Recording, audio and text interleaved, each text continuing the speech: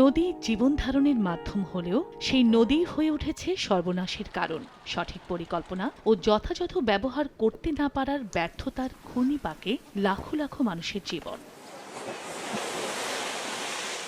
বন্যা ও নদী ভাঙন এ জেলার প্রধান সমস্যা হলেও স্বাধীনতার ৫৪ বছরেও তা থেকে মেলেনি উত্তরণ। পার সংরক্ষণ না করায় একদিকে সারা বছরই ব্রহ্মপুত্র, ধরলা, তিস্তা, দুধকুমার ও গঙ্গাধরের ভাঙনে বসতভিটা সহ ফসলি জমি হারিয়ে নিঃস্ব হচ্ছে অসংখ্য মানুষ, অন্যদিকে নদীর তলদেশ ভরাট হওয়ায় সামান্য পানিতেই দুকুল ছাপিয়ে বন্যায় নষ্ট হচ্ছে ঘরবাড়ি সহ ফসল। এতে করে এখনও দারিদ্র্য সীমায় বাস করছে ৭০.৮% মানুষ। ৪৫০ বেশি চরের যে অবস্থা, এই চরের মানুষগুলো প্রায় ১৫০০ পরিবার প্রতি বছর ক্ষতিগ্রস্ত হচ্ছে। ৬৪ থেকে ৮৬,০০০ মেট্রিক টন খাদ্য আমরা রপ্তানি করি।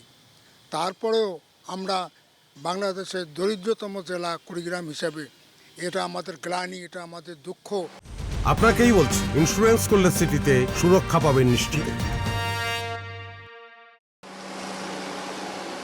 একমাত্র সোনাহাট স্থলবন্দর ও রৌমারী শুল্ক স্টেশন ছাড়া কুড়িগ্রামে নেই কর্মমুখী কোনো শিল্প প্রতিষ্ঠান। ১৪ বছর ধরে বন্ধ টেক্সটাইল মিল, কুটির শিল্পে মেলেনি সুফল। চালু হয়নি ঐতিহ্যবাহী চিলমারি নৌবন্দর। এছাড়া ভাড়াটে ক্যাম্পাসে চলছে উচ্চশিক্ষার কুড়িগ্রাম কৃষি বিশ্ববিদ্যালয়। চরাঞ্চলে নেই শিক্ষার সুযোগ, বাড়ছে শিক্ষিত ও অশিক্ষিত বেকারের সংখ্যা। তার উপর সীমান্তের ওপার থেকে আসা মাদকের ছোবল। এই ২৭৮ কিলোমিটারে মাদক কারবারিটা বন্ধ করা হোক, যাতে এলাকার যুবকরা বিভিন্ন কাজে যুক্ত হতে পারে। আমাদের কুড়িগ্রামে এমন একজন ব্যক্তি আসুক যারা আমাদের এই পরিস্থিতি থেকে উঠায় নিয়ে আসতে পারবে।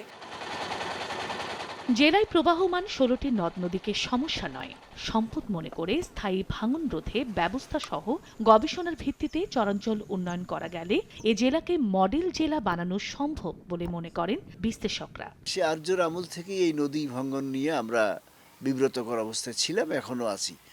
স্থায়ীভাবে এটির সমাধান এখন পর্যন্ত কোনো সরকার করেনি। ফলে এক জায়গায় চর ভেঙে আরেক জায়গায় হচ্ছে, মানুষ এক জায়গা থেকে আরেক জায়গায় যাচ্ছে এবং দারিদ্র্যটা তাদের পিছু ছাড়ছে না। কুড়িগ্রামের ৯ উপজেলায় প্রায় ২৫ লাখ জনসংখ্যার মধ্যে মোট ভোটারের সংখ্যা ১৮,৯৮,৯৮২ জন। এর মধ্যে নতুন ভোটার সংখ্যা ১,১৬,৯৫৩ জন আর তৃতীয় লিঙ্গের ভোটার ১৭ জন। সময় সংবাদ, কুড়িগ্রাম।